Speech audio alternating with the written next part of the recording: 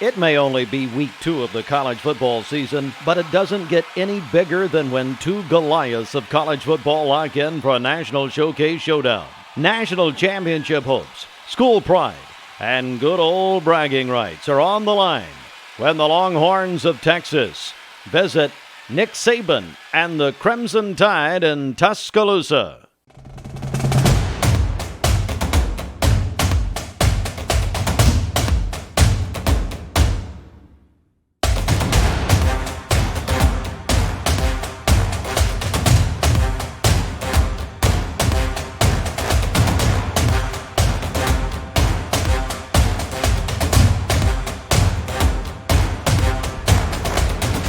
Welcome to week 2 of SEC Saturday on MixTV.tv and Mix 1041.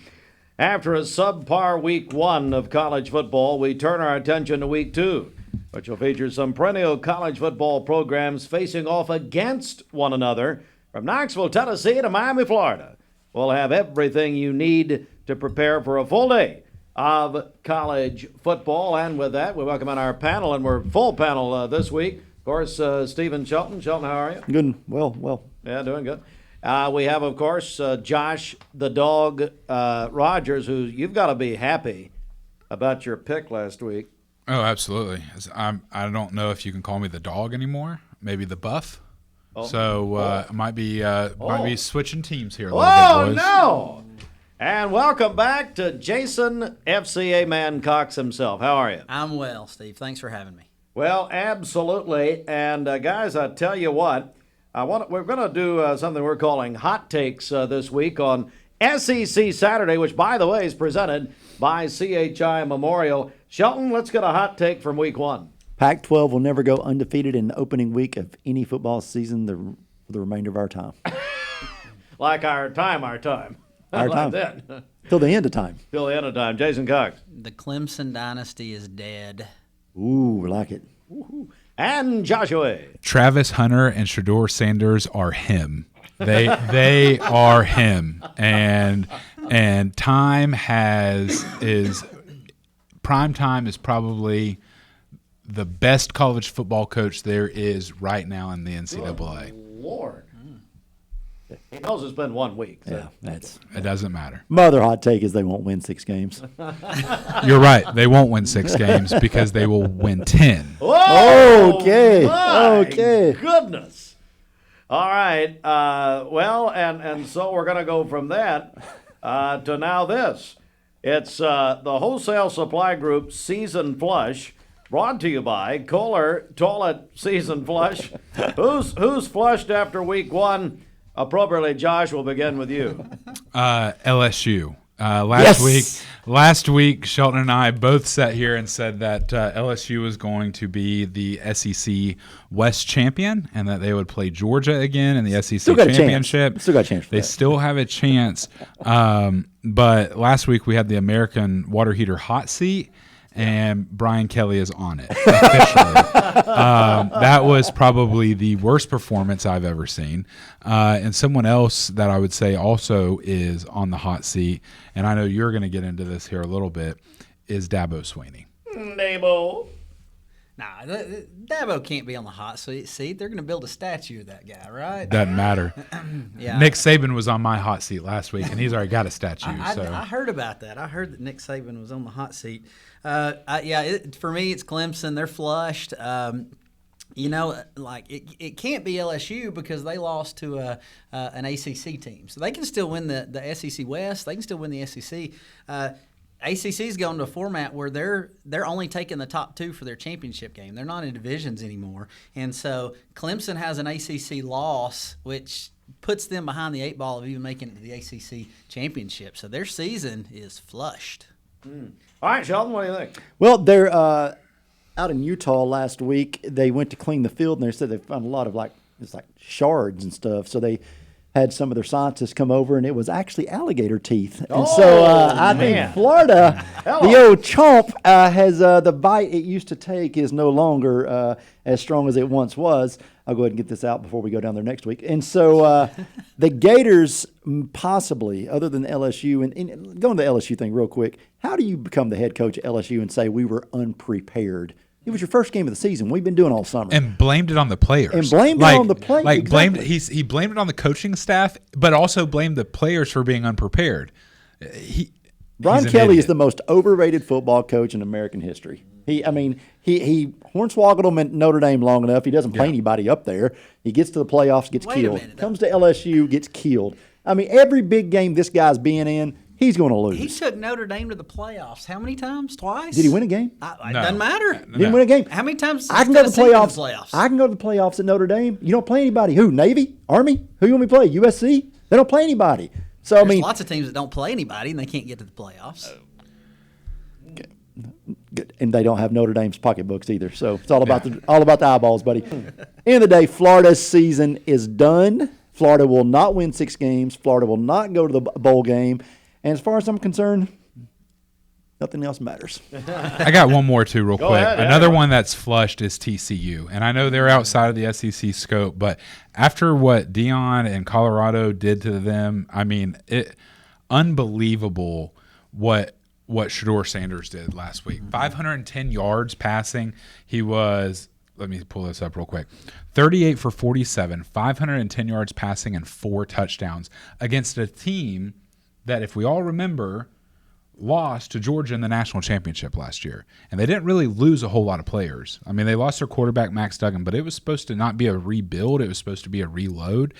And Colorado straight embarrassed them. Travis Hunter, over 110 plays in one game. Played both sides of the ball, offense and defense, 119 receiving yards, 11 receptions, and an interception. Unbelievable. TCU is back to their old ways. They're not the name, the perennial power. They're going to be, they're not a bottom feeder, but they're just going to be the middle of the pack, and that's just what it is. And that cream that's rising to the top now, that is the Colorado Buffs. Josh, I think your hairy dogs stole their soul in the championship game last year. No, I think you absolutely. stole their soul. Well, I Fairly so. saw a clip this week that Stetson Bennett walked into TCU's locker room. Did you hear about that? Stetson Bennett walked into TCU's locker room and walked over to the defense before the national championship game and told him to strap it up because it was going to be a long game. And then he came out and won 65-7. Wow. Yeah, unbelievable. Is that a true story? True story. True story. All right. It is SEC Saturday presented by CHI Memorial. We'll take our first break, and we're getting ready. UT and Austin Peay, 5 o'clock kickoff today from Knoxville. Back in a moment. You're watching SEC Saturday on Mix 104.1 and MixTV.tv. Presented by CHI Memorial. Welcome back, everyone. Week 2 of SEC Saturday presented by CHI Memorial. We're on Mix 104.1 and MixTV.tv. The home opener on Rocky Top. The Volunteers welcome in-state rival and in-state school Austin Peay. It should be a final tune-up before the Vols open SEC play at Florida next week. Tennessee last faced Austin Peay in 2013, defeating the Governors 45-0. Thank you very much. It's the only meeting between the two schools, the Govs and the Vols on Old Rocky Top, today at 5 o'clock right here on Mix 104.1. Shelton, what do you think? Well, I was in Nashville last week and got to watch the Vols play a recovering Virginia program, after the devastation last year they faced. And it was a record crowd for Nissan Stadium, over 69,000 people, the largest college crowd in stadium history, even with all the bowl games they've had there. It was an incredible atmosphere for that stadium. Tennessee I thought they looked well on the offensive line. They ran the ball well. I thought defensively our front seven played exceptional. Virginia didn't do a lot to confuse us, which was to be expected. Starting a quarterback that probably isn't a Division I guy that they've kind of put in place. I thought Joe Milton, he was named the co-SEC player, offensive player of the week. I don't understand how or why. I think it's just based on the stats only. It's not the eye test. Still not able to hit. His accuracy is not very good. I don't care what everybody keeps wanting to see. It's drunk 30 there in Knoxville right now for Joe Milton. Nico went into the game in the fourth quarter. Place went crazy, chanted his name forever. Watched him scramble and almost complete an incredible touchdown pass. We didn't catch it in the end zone. If we're going to do a hot take, Nico will be the starter by the end of the year. Joe Milton is not the guy. How about it, Josh? Yeah, I don't know if the word shameful is the right words to use for Tennessee fans when you've got a starter that has worked and has came from Michigan, started, got pulled, sat behind Hendon Hooker, now is your guy, and a freshman comes in and you're chanting his name Loudly, not just a little bit. Oh no, you could hear it. I wasn't at the game, but you could hear it on TV. I mean, it was loud enough to where people want Nico. I mean, Joe Milton is not the guy. You're right. He is not him, as Primetime says. It is the same. It is the same thing. When we talked to Kessling earlier this year, we asked, how is his passing? How is he working with people? Is he trying to hit people in stride? Is he trying to make those throws? And it obviously shows he didn't do anything except for be on TikTok all summer long. That's it. And make TikTok videos, because he missed so. I mean, it was bad. Tennessee, thankfully, he does have some players around him. Tennessee's wide receiver core is pretty strong. Their running back room is very strong. Yeah. The offensive line really for Tennessee is going to determine kind of where this offense goes, because and really at the end of the day, I agree with you, Shelton. Nico will be the starter for probably week 5, I would say. They're going to give it another couple shots here and there. But at the end of the day, it is a sad time to see. You've got somebody as great as Hendon Hooker in Tennessee kind of building that program up. Now they just slide old Joe Willie back in there, and he's not great. And so I look forward to see what Nico can do as Tennessee's starting quarterback very soon. Well, you guys are clearly holding hands on this anti-Joe Milton thing. I would push back on that a little bit and say this: if Ramel Keaton catches the pass that when he was wide open and just drops the ball, Joe's stat line looks a lot different. I mean, he's right up around 300 yards. His stat line's really going to be similar to the Orange Bowl win last year. And so I'm not ready to throw the baby out with the bathwater on that one yet. I know we've seen a lot, but this guy's earned the right to start. You guys may be right. Okay, you may be right, but I don't think it's Nico time yet. And I want to talk about Jalen Wright. Okay, now Dylan Sampson scored 4 touchdowns, but Jalen Wright was the one that looked absolutely dynamic. He looked like an NFL running back, and so I'm really excited to see where he's going in the future. But Josh, you're right. The season's going to rise and fall on that offensive line. Yeah. Can they keep it together while Cooper Mays is out? Is Cooper back for Florida next week? I mean, that's kind of the big question because it's really paper thin right now without Cooper. The wide receiver, just a stable of wide receivers. Dante Thornton, he's new, transfer from the West Coast. It'll take him some time to get in the flow, just like it did Brew McCoy a couple years ago. But big receiver, fast, really has a big upside. I don't know if we're ready for hot takes yet on this game, but my hot take is D. Williams, if he can hold on to the football, takes 2 punt returns to the house this week against Austin Peay. Wow. And I would imagine all of us are thinking UT will win this. All right, let's. Whoa, not all of us. Oh, Who are you taking? So I'm going to take Tennessee to win, but I'm taking the points with Austin Peay. What is it? I don't know. Yep. It's going to be close. All right, our next game is Ole Miss and Tulane. It'll be played in New Orleans, actually, at Yulman Stadium. This is a 3:30 kick on ESPN2. And Lane Kiffin and the Rebels open their season by routing FCS Mercer 73-7, racked up 524 passing yards. The problem today, though, Ole Miss travels to New Orleans during an active hurricane season. Could be a problem as the Green Wave are coming off an impressive 37-17 win over South Alabama. Tulane quarterback Michael Pratt, 14 of 15, 294 yards, 4 touchdowns. However, the last time Tulane topped the Rebels, November 5th, 1998, by a score of 14-9. It's the Green Wave and Rebels at the top 25 showdown to kick off our Week 2 picks, Jason Cox. Well, I think Ole Miss wins this game. Here's what I think Lane Kiffin's doing. I think he is building a Heisman candidate in Jackson Dart. Okay, I think he's been his quarterback for a couple years now. It's Lane's style to pile up the stats, to roll up the stats, kind of like your boy Primetime's doing in Colorado. He's building up some stats for a couple of guys, draw some notoriety for his program, win some big awards for his guys. That leads to better recruiting. I think Ole Miss wins this one big, and I think Jackson Dart may account for 5 or 6 touchdowns. Josh, what do you make of it? Yeah, so if you look at ESPN and their, little matchup predictor right now, it currently has Ole Miss 77.4 and Tulane at 22% is what it is. But if you go down and you look at the bookies and the guys who actually know what they're talking about, Ole Miss is a 7.5-point favorite. This game is being played at Tulane, not Ole Miss, and it being a 3:30 game. Give me the wave big time against Ole Miss. I think that Tulane comes out. Tulane is the team that UCF was a few years ago, right? That, wanted to win or was the national championship, champions and all this. Tulane is that team. Tulane is a team that's going to kind of continue that little trajectory up forward. They're going to get ranked, 12th or 13th, and they're going to be undefeated at the end of the season, and they're going to sit there and say, we want in. Not this year. Next year when it moves to 8 teams, you would get into the playoff, but not this year. Tulane, big, 21, 27-point big over Ole Miss. Wow. Joel? Well, Jackson Dart did throw for 334 yards. He threw 4 touchdowns. Here's the problem.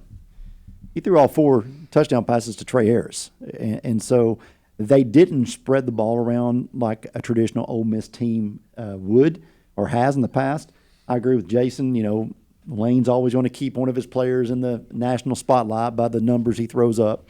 But I think that this Tulane team is very good, and they progressively got better last year. They returned almost everyone, and I agree with Josh. 7 being the line at between Ole Miss and Tulane. I think going to Tulane is going to be a problem, but I think Ole Miss defensively are just good enough to beat the Green Wave. I think the Fighting Kiffins survive and slide out of there. All right, we're going to take another break here, and our final break will come back, pick 2 more games. MixTV.tv, Mix 1041. It's SEC Saturday presented by CHI Memorial. CHI Memorial, hello human kindness. And we'll come back with a final segment. You're watching SEC Saturday on Mix 104.1 and MixTV.tv, presented by CHI Memorial. Back for a final segment of SEC Saturday. You're listening on Mix 1041, watching on MixTV.tv, all presented by CHI Memorial. We are counting down to joining the Vol Network, and then that's at 3 o'clock kickoff with Tennessee in their home opener against Austin Peay, 5 o'clock right here on Mix 1041. Well, this is a good one and a very interesting game. Texas A&M traveling to Hard Rock Stadium in an effort to avoid hard times. Not bad. When they take on the Hurricanes of Miami. Last week, Miami beat Miami of Ohio 38-3 to win its opening contest. Texas A&M dominated New Mexico 52-10. Both teams appear to be mentally ready to go with top-notch playmakers on both sides of the ball as the Aggies and Hurricanes square off. It's an SEC-ACC showdown today, 3:30 on ABC. Shelton, we'll begin with you. Well, I think Miami is improved, but one of my sleeper teams this year is Texas A&M. I think Texas A&M is much improved. I think last year they're just not, the wheels fell off the bus really early, and I don't think they were ever able to put them back on. I think Jimbo, although Jimbo is on the hot seat still at Texas A&M, I think he's got enough to go down here and win. A&M, I mean, they're Connor Wigman, their quarterback, is played very well. I felt like he was under control the entire time. Had a good feel for the offense. Miami's got a couple of dogs up front, as Dion would say, with Dean and Taylor. But I just don't think Miami offensively has enough to stay with A&M. I think A&M goes down, and I believe they get a 7-point win. Wow, Josh, what do you think? Not enough offense? 493 total yards last week. Miami, Ohio. 243. I mean, look who Texas A&M played. They had about 100 yards less. The temperature on Jimbo's hot seat gets cranked up real high this week. Traveling to Miami, 3:30 kick on ABC. I think that you see a Miami team that is resurging back into prominence, especially with what Clemson is doing, especially with what some of these other teams are doing. I think that the ACC this year comes down to Florida State and it comes down to Miami. I think that those are the two teams. And Florida State this past weekend looked unbelievable. But I think Miami has a chance to be very, very sneaky good this year.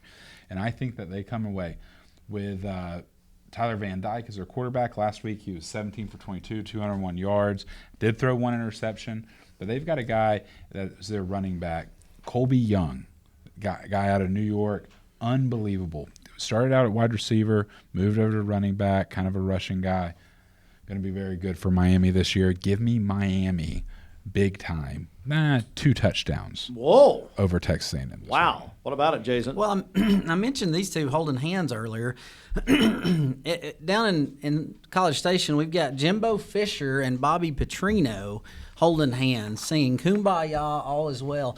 But I want to know what happens when the pressure gets turned up. What happens when we're in the fourth quarter and things aren't going our way? I don't think that's going to end well. I just don't. And I think this week we begin to see a crack in the egg of Texas A&M and Jimbo and Bobby's little marriage. I think they go to Miami in front of that raucous crowd of 500 fans, and I think Miami knocks them off in a tight one. Hurricanes win in a close one. All right, well, it doesn't get much bigger than this. The Longhorns of Texas travel to SEC country to visit Nick Saban and the Crimson Tide. Both programs are considered contenders for the college football playoff as Texas enters a new campaign as the favorites to win the Big 12, a first since 2009. While Alabama's always a favorite to make the college football playoff, one thing for sure, it'll be a day of hook 'em horns or roll tide today in T-Town. It's number 11 Texas, number 4 Alabama, and it is tonight, 7 o'clock on ESPN from Bryant Denny in Tuscaloosa. And Josh Rogers, we'll start with you. Listen, this game right here, the odds predictors are predicting it to be a close game. Alabama only a 7-point favorite at home right now. 7 points. And I think that number shrinks as we get closer to game time, okay? I think it gets down to about 4.5 or 5 is what that number end up will being. I don't think Texas is very good. I don't think that they are the 11th ranked team. I think that they are probably 19 or 20 right now. I don't think that they are that great. I think that Alabama is going to show them for the entire SEC what it's like to play in the SEC next year. And I think that Alabama takes that 7 to 5 point favorite that they have. Alabama wins by 4 touchdowns over Texas. My prediction of this score, 45-10. Alabama. Well, I think that that Quinn Ewers, Texas quarterback, he's established. He's a senior quarterback there in Austin. They've got a strong leader, a quarterbacking the offense. But traditionally over the past, we'll say tradition being the last 10 years, when Texas shows up in these games against big-time SEC schools, they get soft. Like they look strong and tough against everybody else, but then, when they show up against Alabama, they just get rolled because they play soft football. So the question is, have they gotten tough? No. Are they ready to play big boy football? I don't think so. I don't think so yet. Again, anytime you have a senior quarterback that's been under center for a while, you feel good about that. So maybe Quinn can keep them in the game. But my suspicion is Jalen Milroe continues to grow as quarterback for Alabama. The running game gets going again for Alabama. The defense gets salty, and Bama wins 2 touchdowns. Joe? Well, okay, that's a lot to take in from you two. 45-10. I wrote that down, by the way. 45-10. Did you know last year Alabama beat Texas? Mm-hmm. You did. Did you know that was the first time in 80 years that Alabama had beaten Texas? No, I didn't know that. Texas was 7-0-1 since 1902 to 1982. They've not played since then. So, with that being said, the Longhorns, they won last week 37-10 over Rice. The problem with that I see is they scored once in their first 7 possessions, and they were playing Rice. I just don't think Texas is that great. You've got the other part of the curse of the assistant coach of Nick Saban. Only Kirby Smart and Jimbo Fisher have ever beaten Saban out of 27 attempts. Only two victorious coaches have done so. I think that Texas is trying to make a mark in this game, trying to, quote unquote, as they said, put the SEC on notice that they're coming next year. I just don't think it's going to happen today. Now, Alabama is very, very thin in secondary. They're missing 2 of their star players that will not play today. But I just don't think it's enough. I think that Texas goes into Tuscaloosa. They leave with their horns tucked, heading back to Texas, and I just think Alabama wins this game. And Alabama, again, establishes themselves trying to get in that college football championship. All right, so the panel fully goes with Alabama later tonight. Okay, so a new feature this year, new name, SEC Saturday. New feature is one game that we haven't talked about yet that you're going to be looking at. I'm going to start with Jason Cox. I'm going to be watching Auburn at Cal. Anytime you get on that airplane and ride for 4.5 hours, you never know what you're going to get from your players when they get off the airplane. They're both 1-0. Peyton Thorne is Hugh Freeze's man under quarterback, and so you got to figure he sees some good things in him. But I think that could be a really, really good game to watch. What about Josh? Nebraska, Colorado, 10 o'clock kick at Boulder. At 10 a.m. kick out there, 12 o'clock on the East Coast. That game is going to be the Fox game of the week. But like I said earlier in this thing, Shedeur Sanders and Travis Hunter are him. I think that Travis Hunter has 2 interceptions, 3 touchdowns, and I think that Colorado just waxes the floor with Nebraska today. Ralphie is going to be running all over that field. Give me the Buffs big time. Look, we coming, baby. We coming. We Rocky coming. Mountain High all of a sudden. Shelton, without question. Rocky Mountain we High coming. There. Notre Dame travels down to Raleigh to play NC State. Well, hello. Notre Dame traveled across the big pond last week to play Navy, or the week before last. Brennan Armstrong, senior quarterback for the Wolfpack, 155 yards in the air, 19 carries for 96 yards on the ground, three combined touchdowns. The Wolfpack, baby, stick them up. Whoa! Woo! The Wolfpack knock off the Irish, who don't have a conference and soon will not have anywhere else to play once everything combines. Oh, my goodness. I'm going to say Stanford and USC. Speaking of no conference, Stanford's just joined the ACC. USC, of course, going to the Big Ten next year. That's the final time they'll meet in the what was once called the Conference of Champions. The Pac-10 will be the final meeting between Stanford and USC. It'll be in Los Angeles at the LA Coliseum. That's it for us. Time to head to the Vol Network. Hello, Robert Kessling.